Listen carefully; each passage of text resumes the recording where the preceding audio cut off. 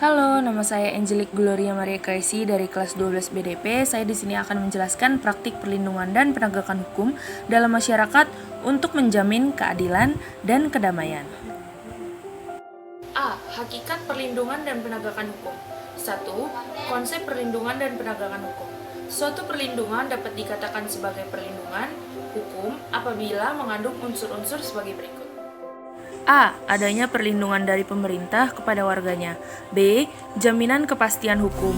C. Berkaitan dengan hak-hak warga negara. Yang kedua, pentingnya perlindungan dan penegakan hukum dapat mewujudkan hal-hal berikut ini. A. Tegaknya supremasi hukum. B. Tegaknya keadilan. Dan yang C. Mewujudkan keadilan dalam kehidupan masyarakat. Yang ketiga, faktor-faktor yang mempengaruhi penegakan hukum. 1. Hukumnya, 2. Penegak hukum, 3. Masyarakat, 4. Sarana atau fasilitas yang mendukung penegakan hukum, 5. Kebudayaan yakni sebagai hasil karya. Peran lembaga penegak hukum.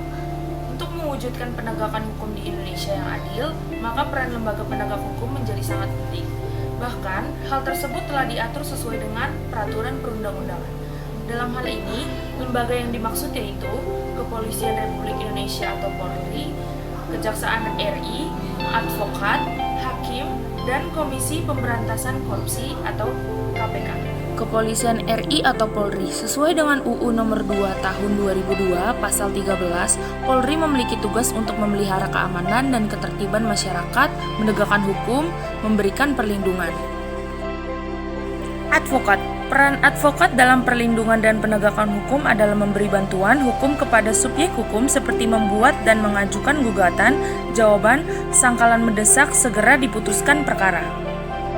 Hakim. Peran hakim adalah menerima, memeriksa, dan memutuskan perkara hukum berdasarkan asas bebas, jujur, dan tidak memihak pada sidang sesuai ketentuan perundang-undangan.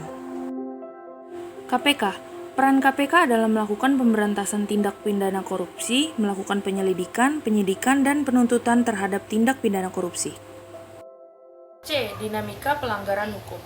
Dinamika pelanggaran hukum meliputi tentang contoh perilaku yang melanggar hukum dan sanksinya yang bisa dilihat pada kehidupan sehari-hari, serta bagaimana cara berpartisipasi dalam penegakan dan perlindungan hukum.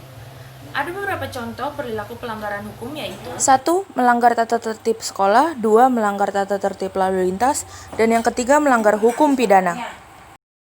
Demikian materi yang saya sampaikan, semoga bermanfaat.